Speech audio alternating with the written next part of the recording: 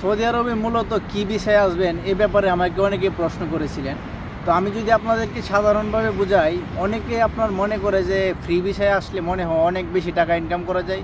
তো এই বিষয়টা নিয়ে আজকে আপনাদের সাথে কথা বলবো, ফ্রি বিষয় নাকি কোম্পানি বিষয়ে আসলে আপনাদের সবথেকে বেশি ভালো। তো মূলত কোম্পানি বিষয়ে যদি আপনারা আসেন, কোম্পানি বিষয়ে আপনারা কিছু ফ্যাসিলিটি পাবেন যেগুলো খুবই গুরুত্বপূর্ণ। প্রথমে হলো কোম্পানিতে আপনারা সবথেকে বেশি সুবিধা পাবেন 2 বছর পর পর, অন্তত 1 বছর পর পর, না হলেও 2 বছর পর পর আপনারা ছুটিতে যেতে পারবেন। তা না হলে আপনাদের টাকাটা জমা থাকবে। আর বছরে বছরে মাসে মাসে আকামা সেটা আপনার কোম্পানিই দেখবে, পাশাপাশি থাকা পানি সব কিছু কোম্পানি দেখবে। এগুলো আপনারা বুঝে নিতে হবে যে কোম্পানি বিষয়ে আসলে আপনারা এই সুবিধাগুলো পাবেন। আর ফ্রি বিষয়ে যদি আপনারা আসেন, ফ্রি বিষয়ে আসলে অবশ্যই আপনাদের খেয়াল রাখতে হবে সৌদি আরবে আসার পরে সর্বপ্রথম আপনার বাসস্থান দরকার। তো বাসস্থানটা অবশ্যই আপনার নিজের ব্যবস্থা করে নিতে হবে। তাছাড়া আপনার বাসস্থান কিভাবে করবেন সেটার জন্য আপনাকে অবশ্যই একটা কাজের প্রয়োজন। কাজটা যদি আপনার নিম্নতম 2000 রিয়ালের হয়, মানে 2000 রিয়ালের অন্ততপক্ষে আপনার কাজটা হতেই হবে। আর 6 মাসের অথবা 1 বছরের আকামার এটার আলাদা ফ্রি আছে। প্রতি মাসে মাসে আপনার আকামা করতে হয়। প্রতি একামাতে মনে হয় 500 রিয়াল করে লাগে। 1 মাসে যদি আপনি একামা করেন, যারা ফ্রি বিষয়ে আছেন আসতে চাচ্ছেন তাদের জন্য আসলে ভিডিওটা। মাসে আকামা করতে গেলে আপনার 500 রিয়ালের মতো খরচ হবে। আর যদি আপনি বছরে করেন 12,000 রিয়ালের আশপাশে খরচ হবে। তো আপনারা খেয়াল করবেন, আপনি যদি 2000 রিয়াল মাসে কামান, তাহলে আপনার মাসে 500 রিয়াল আকামার জন্য রেখে দিতে হবে। আর আপনি থাকবেন কোথায়? রুমের জন্য আপনাকে অবশ্যই সেখানে 500 রিয়ালের মতো রাখতে হবে, 5 থেকে 700 রিয়াল।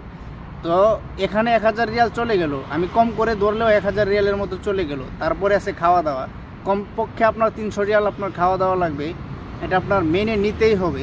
তারপরে আপনার আছে পানির বিল। যারা নিজেরা রুম নিয়ে থাকে তারা অবশ্যই পানির বিল আছে, ইলেকট্রিক বিল আছে, এগুলো সব আলাদা। আপনার মিনিমাম 1500 রিয়াল আপনার চলে যাবে আপনার রুম রেন্টে, ঠিক আছে, আকামা রুম রেন্ট এগুলো নিয়ে। আরেকটা বেসিক বিষয় হলো, আর কোম্পানিতে যারা থাকেন তাদের কোনো কিছু করতে হয় না, সব কিছু কোম্পানি বহন করে। পাশাপাশি আসা যাওয়ার টিকিট, আমি অনেক কিছু মাইনাস করে ফ্রি ভিসা লোকেদের কথা হিসাব করছি।